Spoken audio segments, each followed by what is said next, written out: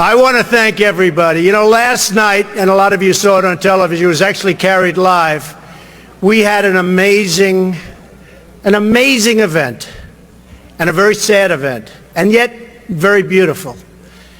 Because the word is getting out that we have to stop illegal immigration. We have to. We have to.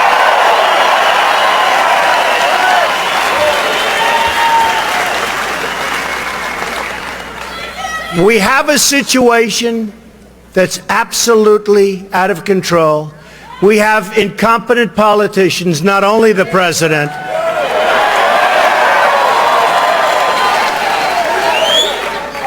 I mean, right here in your own state, you have John McCain.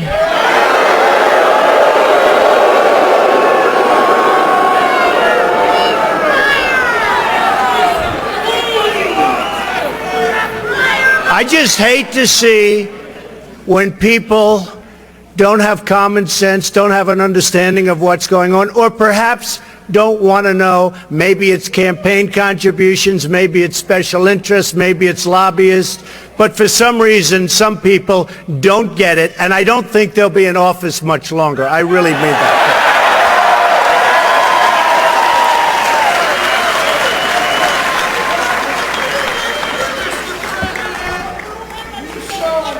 We are going to make this country so great again. We are going to work.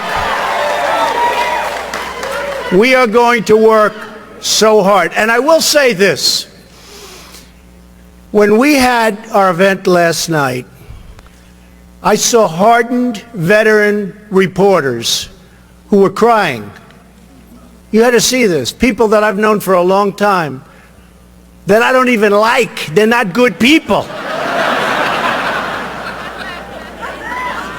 How you doing back there?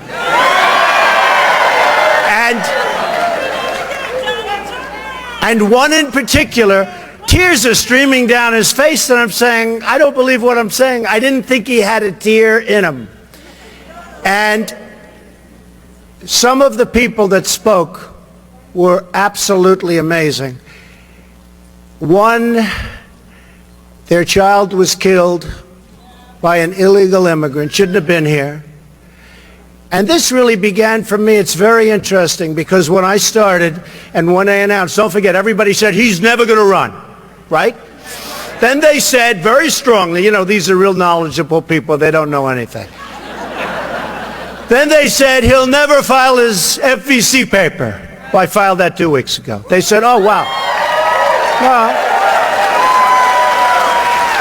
then they said he'll never file his financials because he's not as rich as people think.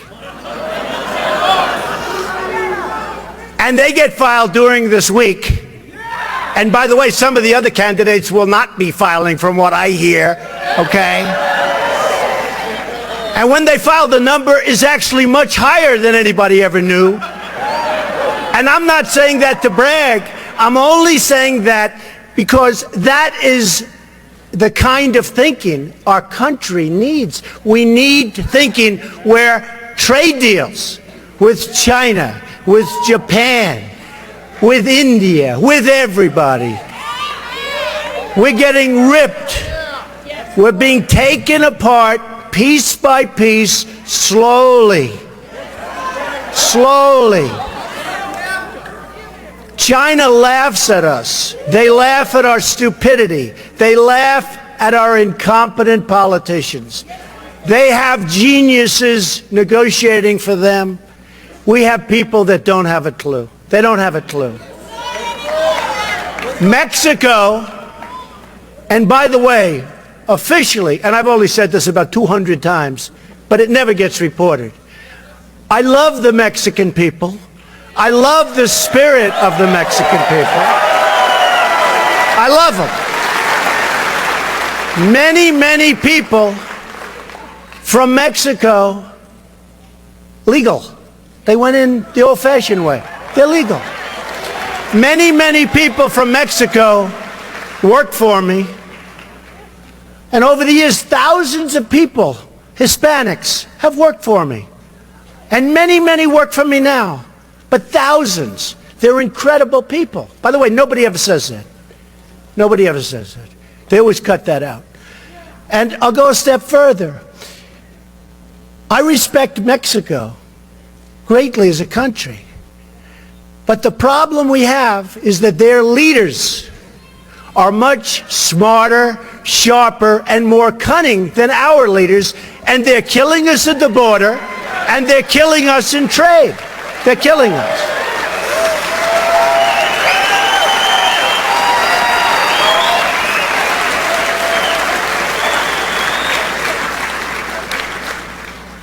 And every once in a while I'll see a rally, and it's put up by the Mexican government, in my opinion.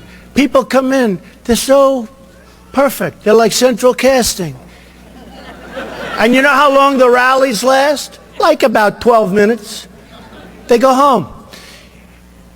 But when you do, and I've said this often, it's very, very hard for a very successful person, and I've heard it from the time I was a little boy, to run for president or even political office.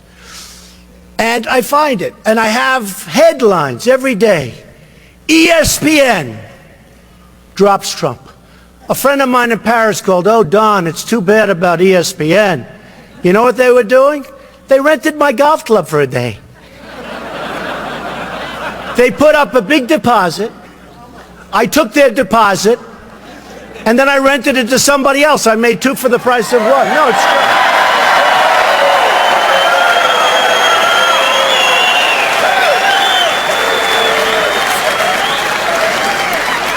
Then the next day, all over the world, NASCAR drops Trump. No, NASCAR. And then friends of mine call up from Europe. It's headlines, NASCAR. Don, it's too bad about NASCAR. I feel so. You know what that one was? They rented a banquet hall at Trump National Doral in Miami for one evening. I took their deposit.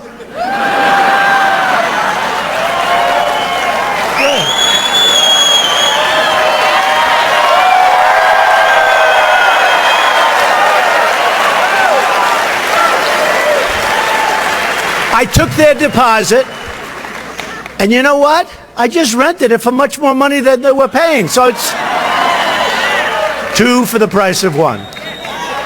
You know, I may make money running for president. It's very interesting. Then all over the place, I hear Macy's. Now, Macy's hurts because the head of Macy's, I thought, was a great friend of mine, Terry Lundgren. Nice guy. He called me up, and I'm in New Hampshire, and I'm getting ready to go on to make a speech. Sort of interesting. It's like 6:30 in the evening, and I get a call from Terry Lundgren of Macy's. And the speech is packed. Packed. It's a house. It was supposed to be in the house. They didn't have enough room. They had 300-400 people, and they never thought this was going to happen. They thought there were going to be 30, like this. This is a little larger, but the same thing proportionately. So my phone rings, my cell phone, and it's Terry Lundgren of Macy's. And the man on stage is getting ready to introduce me. And he said, and you know, we have Donald Trump, the American dream, and all blah, blah, blah, everything. And my phone rings during the introduction. I'm going to be going up there like in a minute. And he goes, Donald, hi. It's like my best friend. I said, Terry, what's your problem? He said, you're very controversial. Can you believe it? He said, now I'm supposed to be going up, I'm supposed to make a speech. I got all these people. And by the way, cameras, just like you have all these cameras. We're in live television all over the place like we are now. And he said, Donald, I had calls from Hispanic people saying they're going to boycott Macy's. I don't know what to do. I said, Terry, be tough. They'll be gone. One day. One day. Now, this is a man that I played golf with. I'm with him all the time. I mean, really was, you understand? Because I don't forget things. I don't forget. He said to me, please, Donald, can I cut you? It's not a big deal. I'm selling ties. And you know what? Honestly, they were made in China, so I didn't care that much. I was like, so I'm walking up the stairs to make a speech, and I have Lundgren saying, I'd like to cut you because he's going to get some bad publicity, he thinks. And I walk upstairs, and he said, and now the American dream. And I'm still talking to Lundgren, and it's like a minute and a half before I walk on stage. People say, what happened? And I made a good speech. No notes, no nothing. And everybody was happy. And I just got cut from Macy's. And here's the bottom line on Macy's. Thousands and thousands of people are cutting up their Macy's credit card. I love it.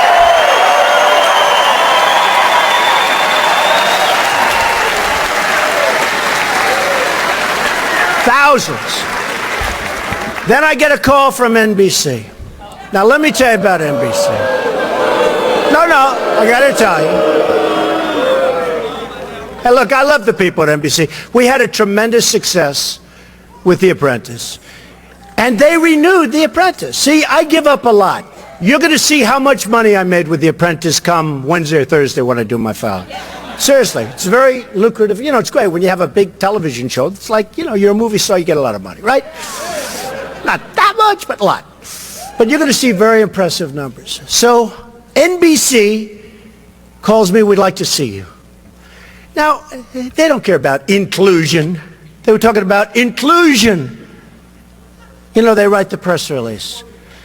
So I read this. I say, this is incredible. But they called me, and a couple of months ago, the head of NBC comes to see me. And the head of NBC's boss, I don't want to mention names because they're really good people. They're friends of mine, although I probably will never speak to them again either. And you know what the head of NBC's boss, that's Comcast, because they own NBC. So I get a call, the head of reality for NBC, the head president of NBC, and the head of everything, head of Comcast. And they come see me a number of months ago. Please do The Apprentice. Please, they won't deny it. They won't deny it. I said, I can't. I want to make America great again. I've done The Apprentice now for 12 years. And it's a great show. For 12 years, there have been 14 or 15 copies of The Apprentice. Every one have failed. Every single one. I mean, I could give you the names, but I don't want to embarrass people. Give you a couple of names. No, nice people. Mark Cuban did one called The Benefactor. It was a disaster. Richard Branson did one. Great guy, but it didn't work out. Tommy Hilfiger, who I love, tenant in my building. Great guy, didn't work out. Hilton's did one. Martha Stewart did one for us. Did one for Mark Burnett and Donald Trump. Martha Stewart. She just got out of the can. No, it's true. She's hot as a pistol, right? You know. They show her coming out. You know, she's got the whole thing with the whole outfit that she's wearing. The whole thing. I said, what a great idea. So we actually did The Apprentice done by us. It wasn't even a copy. It was called The Apprentice. Within a little couple of shows, it was over. It was over. So I must have something, right? I must have. So here's the story. NBC sees this. I mean, they're smart people.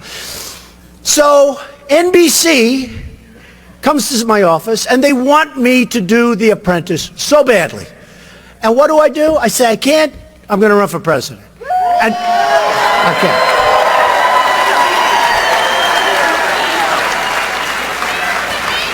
And I said, because of equal time. Now, you know what equal time is. Such a stupid law. Think of it. Obama can go on television all day long and be president and run for office. But if I have a television show, what happens is everybody running for office would have to be able to do The Apprentice, equal time. So you'll have a good guy named Rick Santorum. You'll have all these guys. You'll have somebody that used to head up Lehman Brothers, the senator from, the governor from Ohio. You'll have headed up Lehman Brothers. Oh, Lehman Brothers almost took down the world. He was a managing partner. I think he's a nice man. I don't know him. But I know if you're the managing partner of Lehman Brothers almost, you're not looking too good, you know. But all of these guys, they would have to be given 2 hours on primetime television on Monday or Sunday night. I don't think so. So they came to my office and they said, would like you to do it, so important. And by the way, they renewed The Apprentice. It was really very interesting because a lot of people said, well, how could they, and the upfronts. They announced The Apprentice, which is good because I always want to be loved, you know? Like when I went on dates, if a woman dropped me, which happened often, I would always like to say, or at least in my own mind, that I dropped her. Does that make sense? So what happened makes me feel better. So they renewed The Apprentice, and I said I'm not going to do it because I'm going to run for president. They didn't believe me. I said, why don't you believe me? Why would you give up a primetime show? Mark Burnett calls, from great guy, Survivor, Apprentice, great guy. He really is a wonderful guy and a friend of mine. He calls me, he goes, Donald, they're giving you an extension.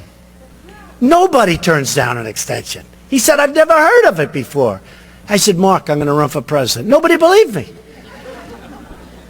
Then I run, and the guys who were in my office, they said, all right, run, and then by September, we'll do something. Do you believe it? I said, well, if I don't do well, I would have done that. You know, why not? I'm not, you know, if I'm not doing well, if it's obvious, there's a problem. We just went to #1 in the polls. Problem.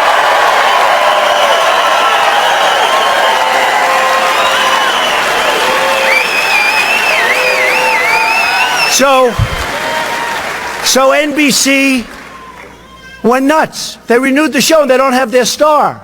And everybody else failed with similar shows. And they're angry at me. So again, don't believe the inclusion. They got Reverend Al Sharpton working for them. Okay? He's actually not a bad guy. He's a con man. You have to understand it. Reverend Al is a con man. You know, tells people I'm going to picket you if you don't give. I mean, this guy is a con man. But I know him for 20 years. He's fine. You got to understand who you're dealing with. They've got Lion Brian Williams. He's okay. They sent me the most beautiful present a couple of months ago. Hundreds of, I shouldn't say the name because I deal with all of them, but in this case, Titleist. They sent me hundreds and hundreds of Titleist golf balls, top of the line. They sent them to me. From your friends, card, from your friends at NBC. A short time later, they say, he's not inclusive, me. I'm more inclusive than anybody. More inclusive than anybody.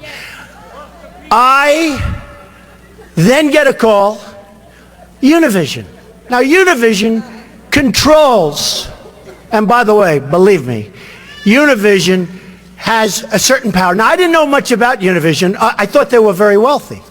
They're actually not wealthy at all. They're highly over-levered. They've got like, I think, $10 billion in debt. They have to do an IPO. Now, how stupid is this? They could have waited a couple of weeks, done their IPO, and been done. Instead, they do it early. They couldn't do it fast enough. Because you know why? In my opinion, it's only my opinion, the Mexican government totally tells Univision, it's about 80% of their market, 70% of them, totally tells Univision what to do. Totally. So the Mexican government is not happy with me, to put it mildly. And again, I respect Mexico, but their leaders are too smart for our leaders, because we have stupid leaders, okay?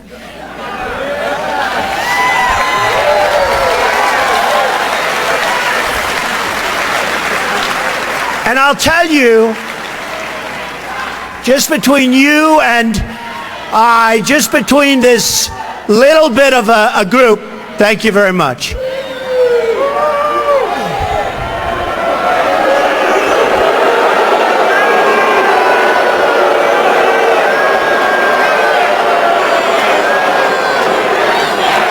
USA, USA.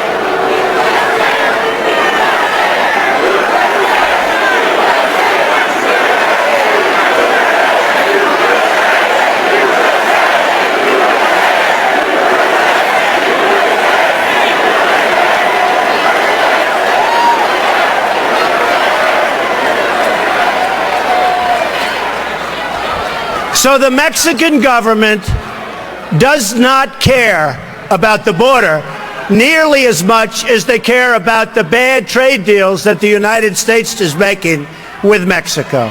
That's really what it's all about. That's really what it's all about. So I just sued Univision for $500 million.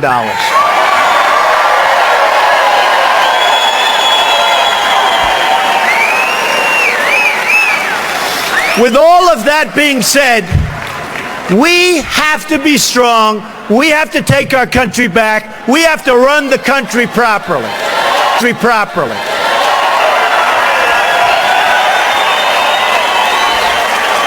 So, I'm going to bring up a man who's a great man. He's a great, great guy. I saw him the other day on television.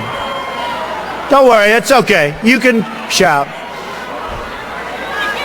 I wonder if the Mexican government sent them over here. I think so.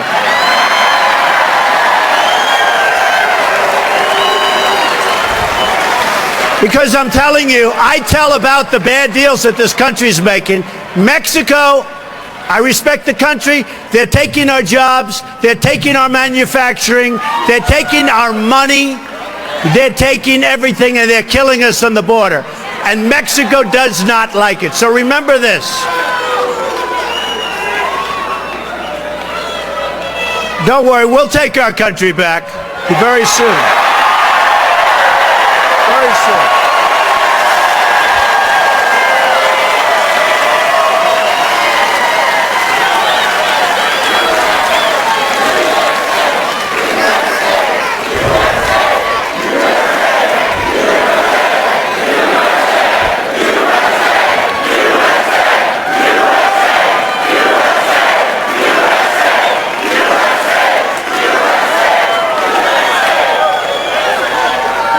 So the other day, you know, it's funny, I got a great review for a speech, including my opening speech when I announced I'm running for president. It wasn't until 5 days later that people started saying, oh, he said something wrong. What they don't say is they cut it in the middle of the sentence. They cut it. Because those people, many of them, not all, some are great, but many of them are very dishonest people, meaning the press. Very dishonest. Very dishonest.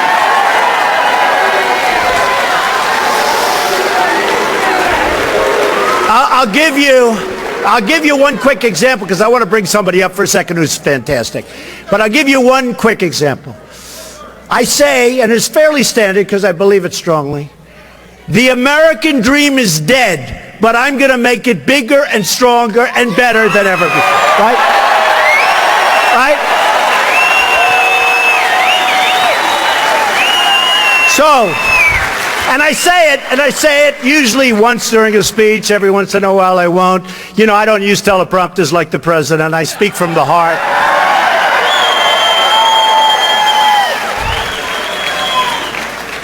So I say the American dream is dead, but I'm going to make it better. It's standard, but I'm going to make it bigger, better, stronger than ever before. Okay. So now I go home. My wife says to me, darling, that was such a tough statement. What? I turn on the television. The American dream is dead. Period. Cut. I said, oh, what a horrible statement.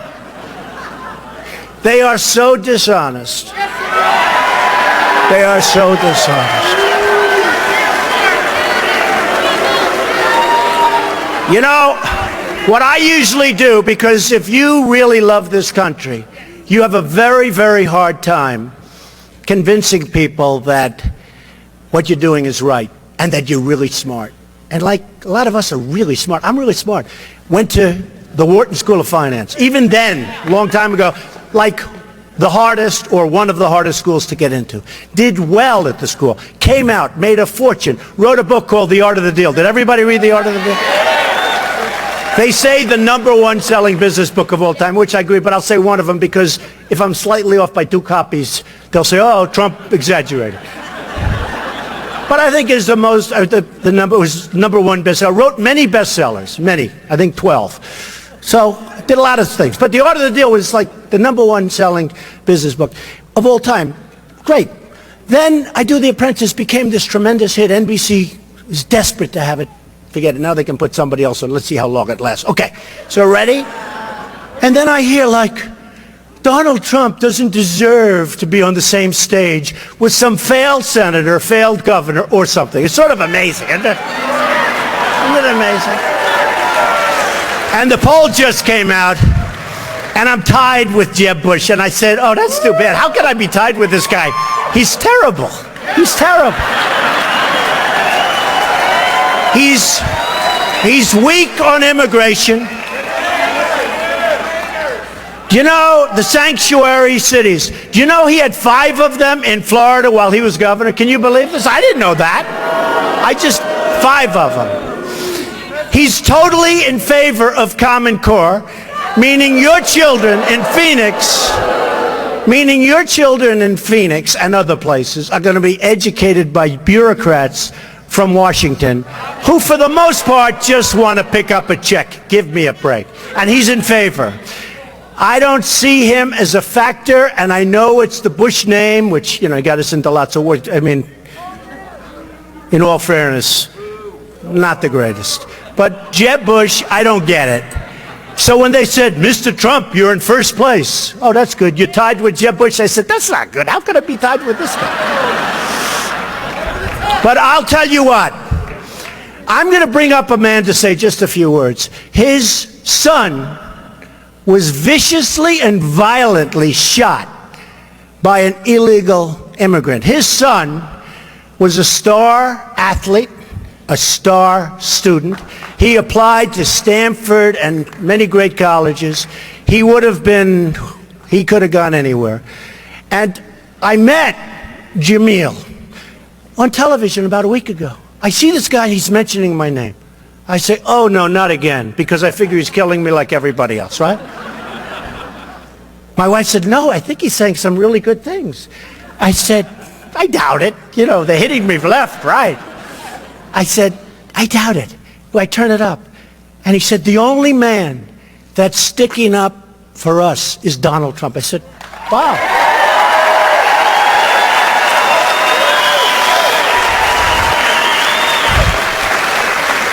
This guy is great. And we were at the news conference with his mother and his sister yesterday, and it was one of the most incredible things. So I'd like to speak a little bit about his son and how incredible his son was and how his son should be here with us. I mean, his son should be alive, and he should be in one of the great colleges, and he should be maybe someday in the NFL, but he won't be because an illegal immigrant shot him violently, and this guy is the best guy. He's become my friend. He's been with me for a few days. And just say a few words about your boy.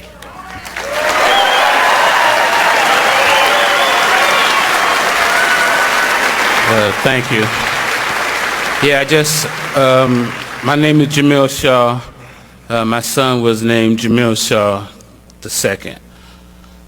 He was shot dead in the street by an illegal alien, or should I say, someone in a country illegal. And he was a good kid. I'm sorry, he was a good kid. He was a good kid. He was. We thought we did a good job. You know, when he was 5 years old, I started training him to get him ready. My goal was to get him ready for the 9th grade, which is high school. And we know high school football is big time. You know, you have to really start early. We were doing the Pop Warner. We were going through everything. And I was on this case 24/7. I'm one of those hands-on dads like my dad was. He was hands-on, you know. Yeah. He was hands-on and the belt on, you know. And, you know, I respected my father, and I was scared of him more than I was scared of the police, you know. So I made sure I couldn't do nothing wrong. And I wanted my son to be the same way. You know, I didn't want to have to spank him. I wanted him to do what I say because it's the right thing to do, and you want to, you know, you want to make it in life. You know, so what we trained, we got to high school, and he just really, it was unbelievable. I started getting scared. It's good to be true. You know, he was 3-time MVP. He was in the 11th grade, all 3 years MVP, player of the year, all city. I'm sure people out here know what I'm talking about with their kids went through that kind of stuff. And you know the hard work and the sacrificing that the kids have to do and the parents, you know, my weekends was his. You know, I had to go and take care of everything. So one Sunday morning we had went to Pasadena at a training clinic for Division I prospects. So, you know, we were like, wow. He was like, man, Dad, we did it. So make a long story short, on the way home, he asked me, could he go to the mall? And, of course, I didn't want to, but, you know, all right, man, what time are you going to be home? He said, I said, well, be home by 7. It was like 3 o'clock, you know, still early. So he went to the mall. I called him up, you know, about 7 o'clock. Hey, he wasn't home. Hey, where are you? Hey, I'm coming home from the mall. We missed the bus. You know, we're safe, Dad. We're safe. Because he knew that's all I was, you know. I said, make sure to call me. I would have came and got you, you know. So I said, I'll call you in an hour. Called him in an hour. Where are you? He's like, right around the corner, old man. You know, that's what he called me. And I was like, whew, I felt really good inside. Whew, he made it home. You know, I live in L.A., you know. So he had a little brother, 8 years old. Hey, get your clothes on. We get ready to go get some track spikes. He had a track meet that Friday. This was Sunday night. So, you know, a couple minutes later, gunshots. I mean, really loud, really crispy. So I knew, oh, my God. It was outside my house. Called his cell phone, didn't answer. Man, I knew. I went outside and looked down the street. There he was, laying in the street, dead. You know, I couldn't believe it. Even right now when I say it, you know, I don't believe it. You know, he was laying there with his eyes closed, looking toward the house. Looked like he was asleep. You know, it looked like he was asleep, but his body, I never seen a dead body before, and his body was obvious. He was dead, you know, and I remember, you know, just a hard situation to go through. After all that, you know, I found out that the guy that killed him was illegally in the country.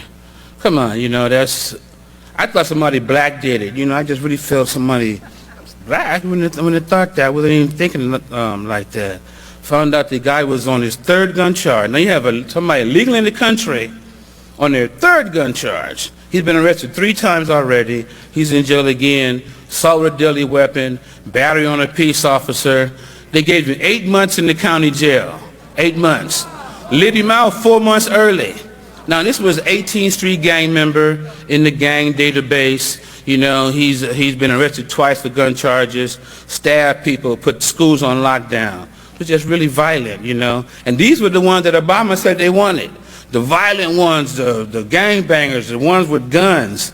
He was released on a Saturday night without any supervision. Sunday night, he was in my neighborhood. My son coming home from the mall, you know, and he went to my neighbor's house. That's why he was in my neighborhood. To make a long story short, he went to my neighbor's house, knocked on the door. He wasn't home. On the way back to his car, saw my son coming. Ran right over there. He was on the phone with his girlfriend. He heard the guy ask him, well, my son was telling the girl, oh, something's going wrong, this ain't right, what should I, you know, kind of stuff. And she was like, run, run. It's too late. Heard the guy say, what set you from? And then he killed him. Shot him in the stomach.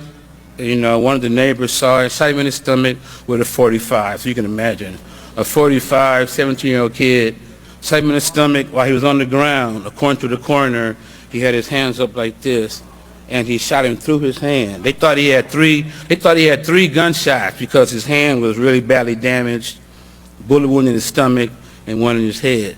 The coroner said that he was on his back with like this, and he shot him through his hands and to his head. Now, we hear all the time, Michael Brown, hands up, don't shoot. Now, that was really hands up, don't shoot.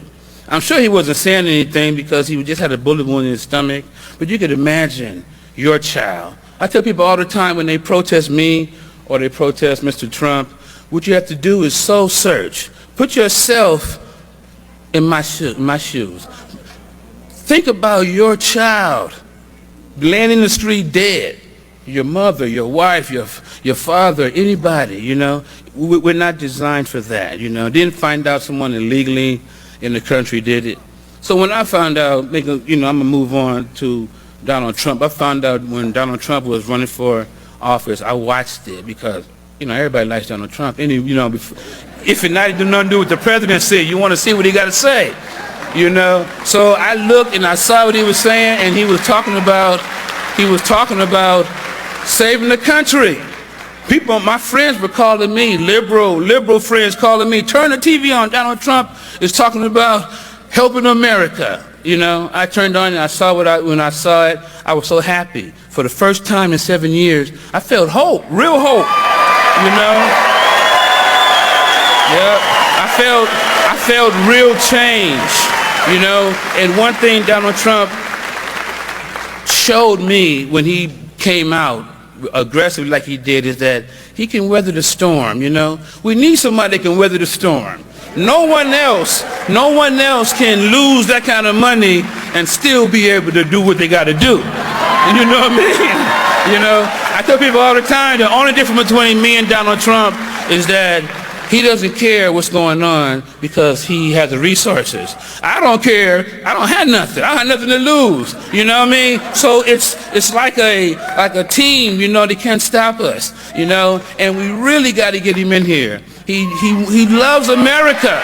You know, I would tell you, I'm serious. If Donald Trump wasn't a real deal, I wouldn't come around him because, you know, my son was murdered, so I don't trust nobody. You know, I mean, I think everybody, you know, if you're not against illegal immigration, you're my enemy. I can't help that. That's how I feel. My son was murdered. You have to understand that. You have to understand, what would you expect from your government? What would you expect from a politician that's running for office? What would you expect if your son was dead, your daughter, your mother? What would you expect from him? You would expect for him to go out there and fight for us. What do we have? You know, he's the only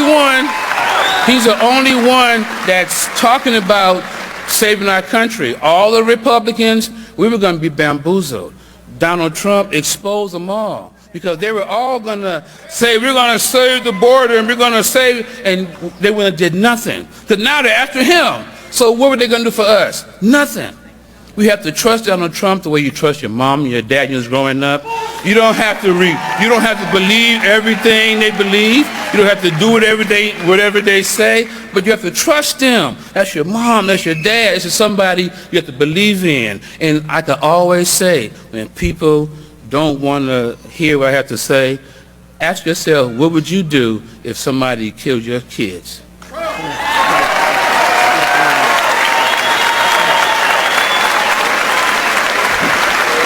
Thank you, Jamil.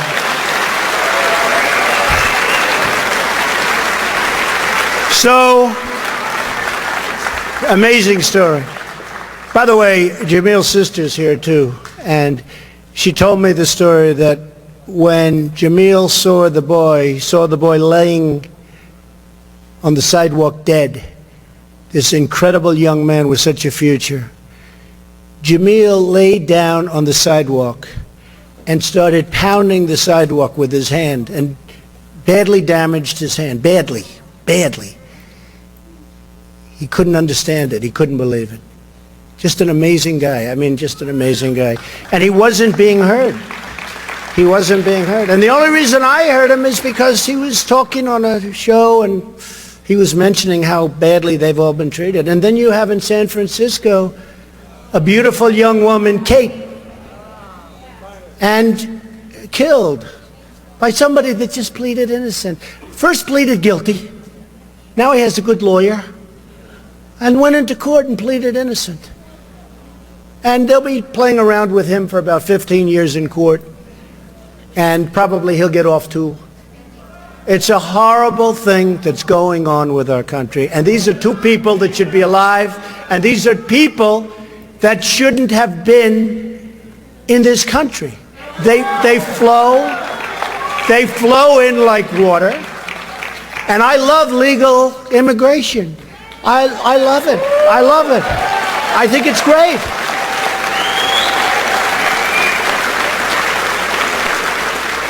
My wife is a legal immigrant. I mean, she went through a whole long process. It's not easy. And we should maybe make it easier and faster, which I think is fine. And we'll have great people come in. And we'll have them come in from all countries. Mexico, every place. These are great people. And you know, one of the things that I've seen, somebody says, well, because it's been an amazing week. And, you know, it's been like an incredible week because I thought I was going to be the jobs person. Because every poll, CNN did a poll the other day, I'm killing everybody on jobs. I'm killing everybody on leadership. You know, like, it's like funny. I was like, you know, I went through these different the only thing I'm not killing, a lot of people don't like me. I said, what difference does it make? This is about competence. Somebody said, you win on leadership by far. You win on absolute economic, financial, anything having to do with the economy. You like lapping the field much, much higher than anybody else. But they said, but a lot of people don't know whether or not they like me. I'm actually a nice person.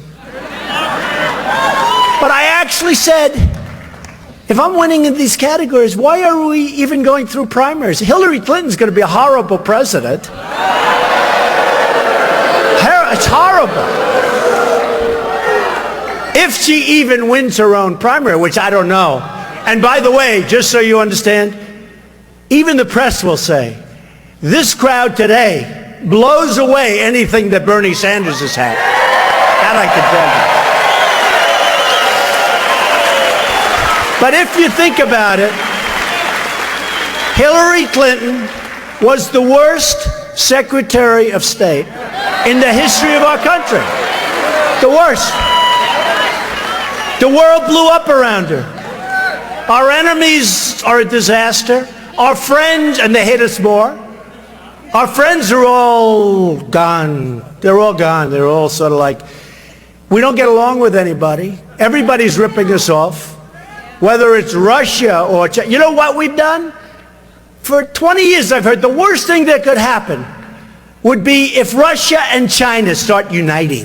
We've united them because we did things that were very onerous because Obama doesn't like Putin and Putin doesn't respect or like Obama. And all of a sudden, Russia and China now are doing all sorts of things together. So we've driven them together. And I've always heard that's a disaster. And it is a disaster. We have driven them. So Hillary Clinton was the worst. Now tell me something. Why would she, why? Just tell me, why would she be a good president? She'd be terrible. Who would you rather have negotiating a deal, a trade deal, with anybody? Trump or Hillary?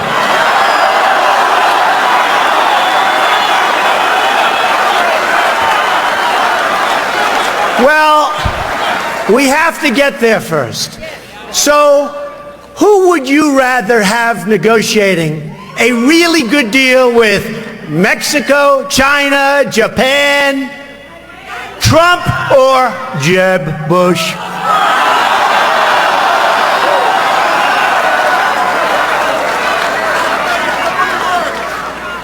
So, when I started, I really thought it would be, you know, a long slog, and I was okay with it. I didn't think that the immigration thing would take on a life like it has. I made some very tough statements about people flowing through, because that's one of the things, to make our country great again, we have to create borders, otherwise we don't have a country. So it's one of many things. And I've been very strong on it. It's one of many things. We have to make great trade deals and all. So I said, strong borders, one of the things. I said, trade deals. Who would do better? I know, I'll tell you what, I know the greatest negotiators in the world. Some are horrible people, horrible human beings. Who cares? Some Wall Street guys, they're brutal, they're miserable. You wouldn't want to go out to dinner. They're terrible people. I love them. I know the best. I know people that are totally overrated. They're not good like they think and like the press thinks. I know people that you never heard of that are better than all of them. I would take one, put her in charge of Japan. Good luck. You know who's our primary representative right now? Carolyn Kennedy. You know how she got the job? 60 Minutes. She went to the White House. She said, "I'd love to have a job. I have nothing to do." They said, "How would you like to be the ambassador to Japan?" She goes, "Really?" And Abe from Japan, who's a killer, he's great. He's already knocking the hell out of the yen, by the way, which makes it even more impossible for us to compete. And he's whining and dining her, and I watch it all the time, whining and dining, and just doing a number on our country. A friend of mine is a great excavator. That's what he does. He digs foundations. He digs lots of dirt, earth. But he's a great excavator, big. And he always bought Caterpillar. And he calls me up recently and he goes, "I'm a little depressed." Why? "I just put in a big order for machinery, for excavating equipment." I said, "Oh, that's good. Did you buy Caterpillar?" "No, I bought Komatsu." I said, "You bought Komatsu? It's fine. It's a well-known brand." I said, "You bought Komatsu, why?" He said, "Because Japan," this very recently, "has so devalued the yen," brilliant, smart, these are smart people, "that it made it impossible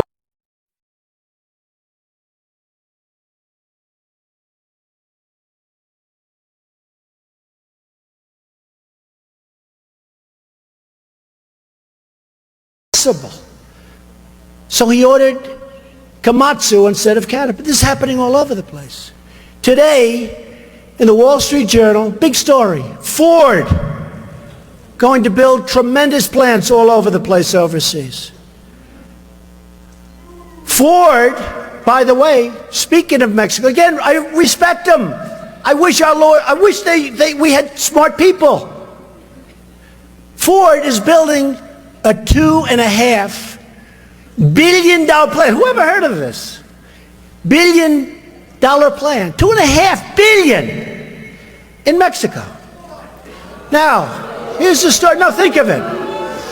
So I'm saying to myself, that's not good.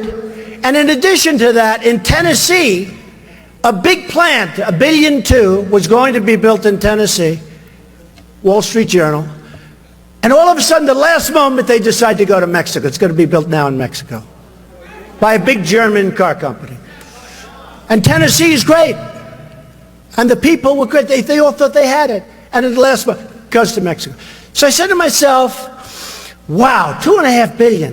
And they're going to make cars and trucks and parts. And they're going to send them into the United States. No tax, no nothing. Now, I told you, I went to the Wharton School of Finance. I'm like a really smart person. My uncle was a private doctor. John Trump was at MIT, one of the smartest people, great engineer, great, like, smart, right? For many years he was at MIT. And I'm saying to myself, where does this help us for Ford to build a plant in Mexico and then sell without tax? No tax.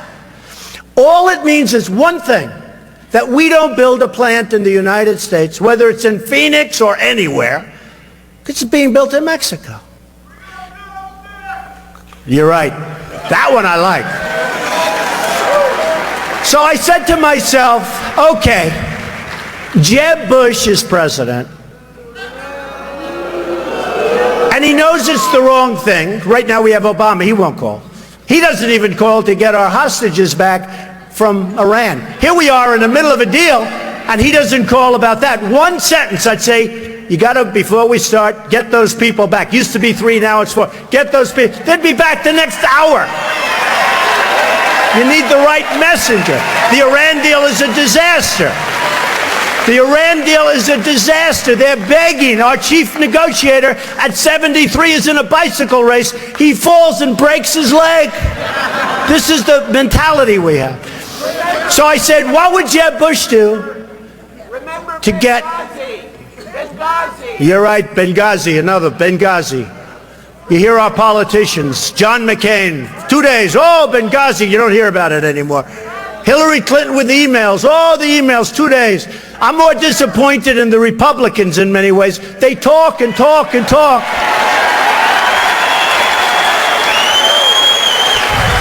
So, Jeb Bush, let's say he's president. Oh, yeah. So let's say Jeb Bush is president. He knows it's no good to have a $2.5 billion plant built right near our country. Well, how does it help us, right? So here's what happens. He knows it's no good. He'll have a little pressure. Don't let the plant be built. And he might even say, don't let the plant be built. Might even call the head of Ford. The plant's not going to be built. And then the next day, he'll be called by special interests that supported him, his lobbyists who push him around like a piece of candy, or his donors who have stock in Ford. And they'll say, you can't do that. I helped you. You can't hurt them. You just can't do it. He folds in about 2 seconds. So let me say Trump is president. Okay? Let me say Trump. So I don't need anybody's money. Actually, people are setting up PACs all over the place. I don't care. If they want to give it to me, I'll take it, okay? But I don't need money. I don't want money. So I'm doing my own. You'll see that on Thursday or whatever the hell day I file. You'll see I did really well. Much better than anyone ever thought. Just the opposite. So here's the story. So Trump is president. So I'll get a call from the head of Ford. And I'll say, you got to build in the United States. Sorry.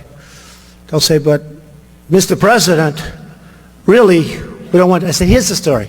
Number one, congratulations on your new plant in Mexico. And number two, we're going to charge you 35% for every car, truck, and part you send over.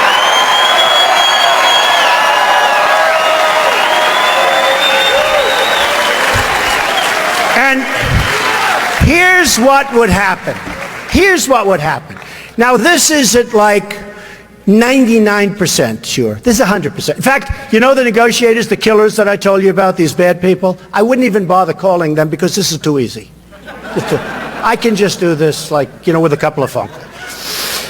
So here's what would happen with Trump. I will get some calls. He will say, Mr. President, this is terrible. Please, please. Sorry, can't do anything. Sorry, I don't care. I want you to build here. I want jobs in the United States. So, listen, so they would go and they'd call up the lobbyists. I'd say, fellas, hey, I hire lobbyists. I have lobbyists all over the place. They're great. If I want something, go do this. I know the system better than anybody. I'm a donor. Somebody said, oh, you gave to the Democrats. Of course I give to everybody. I want to get everything done. Everybody loves me. Everybody loves me. I give to everybody. Now, in a lot of ways, that's very bad because you know what? That's bad for the country. It's bad, but that's the way it works. But I give to everybody. They all love me. They don't love me so much anymore, by the way, I have to tell you. But here's what happens. So he'll call. I say he folds sometime prior to 5 o'clock in the evening. But he could be tough, and he may last till 12 o'clock the following day. And he'll say, please, and 5 guys will call me that are friends of mine and, who I couldn't care less. I'll say, no, you don't understand. I want that plant built in the United States. I want jobs in the United States. I want to bring our industry back. Now, this is just one of many deals. And here's what happens. I will get a call probably the first day, but maybe the second day, because they're tough negotiators. And I'll say, Mr. President, would you reconsider? I'd say, no. He'd say, Mr. President, we've decided to build the plant in Phoenix, okay? So simple. It's so simple. It's so simple.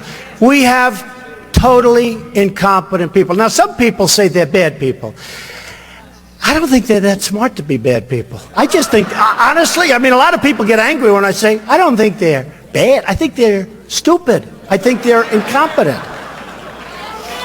So we've got to take our country back. We've got to get rid of Obamacare.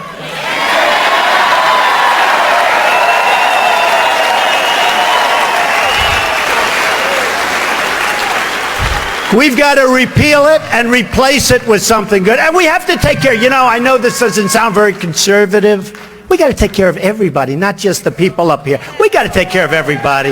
Okay? Get used to it, conservatives. I love you, conservatives. Get used to it. Let's take care of everybody, please. And by the way, Obamacare doesn't. And if you look at the premiums are going through the roof. The deductibles, frankly, you have to get hit with a Komatsu tractor in order to use them. They're so high. We can do it. You get rid of state lines, you put it out, you'll have great care for much less money, the country will spend much less, and we will take care of those people that can't do it. We have to, we have to, we have to. Okay. We have to build up our military.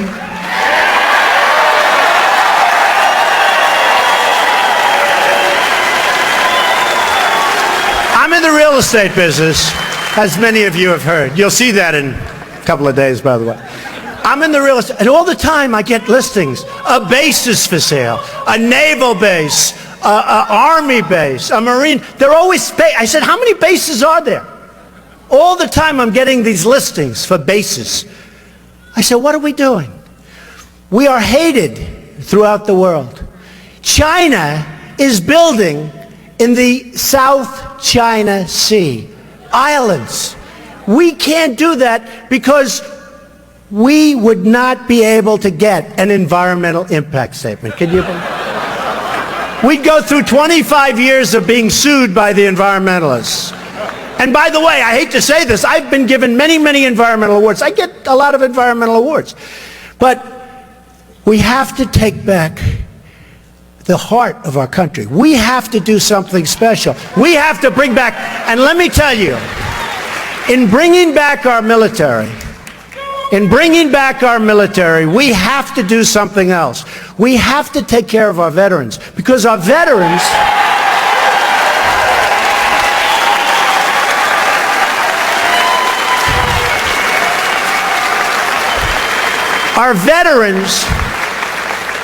are treated like third-class citizens, and they're the greatest.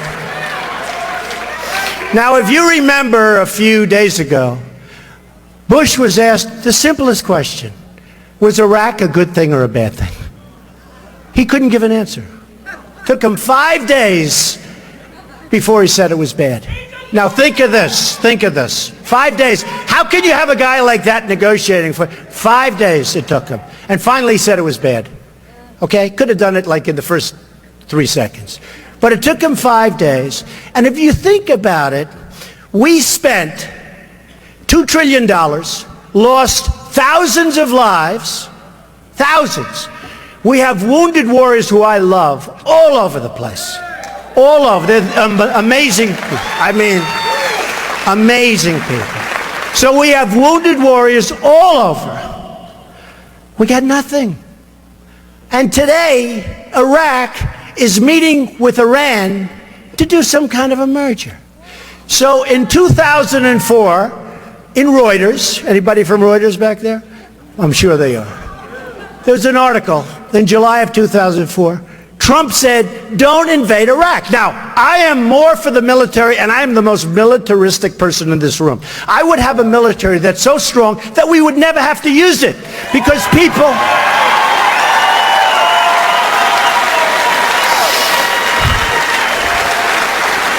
would say, no way we're messing with them. No way we're messing with them.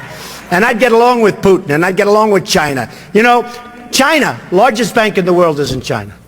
They're my tenant. I just renewed their lease. No, it's true. Who speaks worse about China than me? Now, I do it out of respect.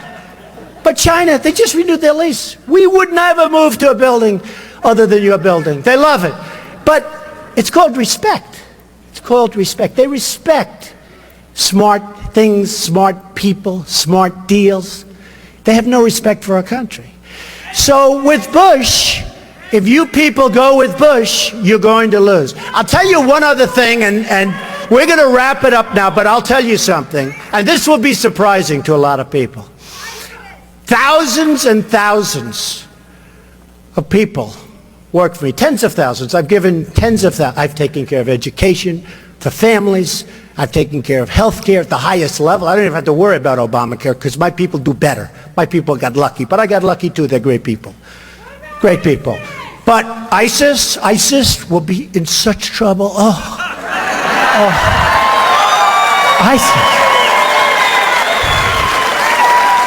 ISIS, believe me, they will be in such trouble. You know the problem, I have to say this. So, we're fighting wars, and we're backing all these stupid people that, honestly, I don't say they're stupid, they don't care, like the Iraqis. They have no love for the country. The leadership, there is no leadership, but let's assume they're all thieves. They're all terrible people, 100% corrupt. So we send to one of our so-called allies 2,300 Humvees. Now think of this. Normally you'd say like 3. How many are there? We sent 3. These are armor-plated Humvees. You can imagine what they cost. They don't even report it because it's probably so high that, it's another scandal like the $5 billion website for Obamacare, right? So, which never worked and still doesn't work. So we send 2,300 Humvees. One bullet is fired in the air, and the people we gave the Humvees to flee, and the enemy takes them over. And they're better than the ones that our boys and women have, because they were the best. They're gone in one day. Remember Yemen, how we had the victory, the big victory? It turned out to be a false victory, because a few months later it was gone. If you think that those people, if you think that they want Yemen, take a look at a map with that long, beautiful border along Saudi Arabia. They want the oil. Do you remember what I said? And I get a lot of credit for this. They said, he's one guy, and I'm a very militaristic guy, but he's one guy that said, don't do Iraq because you'll destabilize. And then Iran will take over, and then somebody else worse than Saddam Hussein will take over the rest. ISIS, worse than Saddam Hussein was never as bad as these people. These people are brutal. They're chopping off everybody's heads, especially if you happen to be Christian. They chop off your head. They dunk people with a cage. Did you see that? They dunk them and drown them. These people make Saddam Hussein look like a choir boy. Okay? And I said this in 2004. We're going to lose the oil. Okay. So now Bush goes in and he makes a mistake, and then Obama, frankly, might as well have stayed there, but okay. But he made a mistake too. And I said, keep the oil. Do you remember that? And everyone said, you can't keep the oil. It's a sovereign country. You can't keep the oil. I said, keep the oil. We're in there now. You blew it. You shouldn't have gone in. And every other candidate is fleeing. They're all trying to say, well, they didn't know. There was intelligence said this. They all said do it. I'm the only one that said no. I'm the only one that said no. Keep the oil, I said. I've been saying this for 2-3 years. Don't leave. Keep the oil. Because if you don't get it, Iran will get it, or somebody else is going to get it. So here's who has it. Iran is taking it, and ISIS has it. And ISIS now is building a hotel in Iraq. They're competing with me. Do you believe it? They're renovating this building. They're building a hotel. They're wealthy. They have the oil. And I said keep it, and great criticism. Trump said keep the oil. Well, that's a sovereign country. Isn't it a horrible thing to say? These are stupid people we have leading us. So ISIS, believe me, I would take them out so fast it would be. Have to do it. Have to do it. See, I think they overplayed their hand. I actually think they made a big mistake. When they started, like you take James Foley, so great, such a great guy. I got to know his parents. And when I met the parents, they're very interesting. Joe McQuaid from New Hampshire, who's an amazing guy, said, would you come up and make a speech? And I made a speech about, sort of like I'm doing today, and it was in honor of James McQuaid. That's the union leader up in New Hampshire. And I made this speech, and these parents are incredible. So think of it. They did the beheading, And then they've done other, and I said, you know, they're making a big mistake, ISIS. Because if they wouldn't have done that, and if they wouldn't keep doing it, we wouldn't have cared. We could have been gone. But you can't. Now, when you see what they're doing, you can't. Had they not done those things, the level of violence, we're like living in medieval times. You know, when you hear medieval times, you always think we're all civilized. It's a jungle. It's horrible out there. But when they started doing the beheadings, they really, I think they made a mistake. But not with Obama, because he's weak and he's ineffective. And he's not respected. Not respected. So here's the problem. Here's the kind of deals we make. James Foley is dead. Great guy. Amazing guy. Amazing parents. We have Sergeant Bergdahl, a traitor. Right? So we negotiate for Sergeant Bergdahl, a no-good traitor. 6 people were killed trying to find him. 6 young, in this case, men, went out to try and get him. 6 of them never came back. 6 people died. And we have Sergeant Bergdahl. And here's our deal. This is just like the stupid deal that we're making with Iran on nuclear. This is just like everything else we do. The deals we make with China, the deals we make with Mexico. We don't know what we're doing. So we get Bergdahl, a no-good traitor. And frankly, I renegotiate deals every once in a while, not too often. But I'd send them back. And if they don't want them, send them back anyway. I want to renegotiate that deal. They get 5 killers that are right now back on the battlefield trying to kill everybody, including the people in this room. And these were the 5 people that they most wanted. So I call Obama the 5-for-1 president. Who would make that deal? Now, I don't think it's because he's a bad person. Some people say bad person. I just say, who would make a deal like this? But these are the same deals that we make with all of these other countries. When I look at Japan, I just got over from Los Angeles. We had a tremendous crowd there, too. We had a tremendous crowd. And we had a big one in Las Vegas this morning. But when I look at these massive boats, I've never seen boats like this. The biggest boats with cars coming from Japan. And then we can't sell corn. We can't sell beef. It's peanuts. We can't sell beef. So we do about 20% to their 100%. So I had an idea on the way over. I said, tell Japan, that's okay, everything's fine. We're going to cut your orders down to 20%. Let it match. Let it match. Simple deal. Simple deal.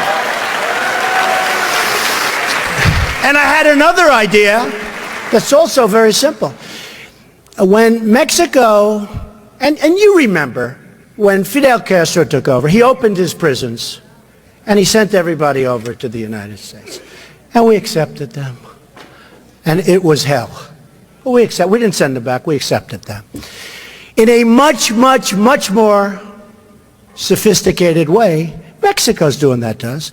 Because why would they want to have a prisoner like these 2 horrible people that hurt so badly, destroyed, but hurt so badly, the Shaw family and Kate's family? Why would they want to have them in jail for 40 years paying for it? So I had an idea. They should have had him. The one with Kate came over 5 times. In my opinion, he was pushed out by Mexico. They don't want him. They don't want to take care of him. Why would they want to take care of him? And believe me, Univision, which I'm suing, by the way, for $500 million because they broke a cut. But Univision is doing the work of the Mexican government. And I don't blame the Mexican. I respect Mexico. I don't blame the Mexican government. I just wish our people were smart. They're really smart doing that. They're sending them to us, and we're either putting them in jails or letting them go free, which is even worse. But we have to do something. So I had an idea. I said, every time an illegal comes to this country through the border, because Mexico is pushing them over, remember that, And by the way, unbelievable people are coming. A lot of people that are illegal are great people. Just let's get it straight. They don't want to give it straight. Because the press are liars. They're terrible people. They're terrible people. Terrible. Not all of them, but many of them. But here's an idea. So Mexico is sending lots of people. And by the way, they're coming from all over the world, including the Middle East. Why not? Come in. Come on in. We're stupid. We'll take care of you. We'll pay. Get sick, we'll take care of your hospitalization. What kind of a plan do you want? So I had an idea. I think it's good. Every time Mexico really intelligently sends people over, we charge Mexico $100,000 for every person they send over. Now, they make so much money that that's peanuts. It's not a lot. Could have made it much higher, but I'm nice. I'm in a good mood today. We charge Mexico $100,000 for every person. You'll see that it'll start to stop because that starts to add up. It starts to add up. We have to secure our borders. We have to do something to take back our country.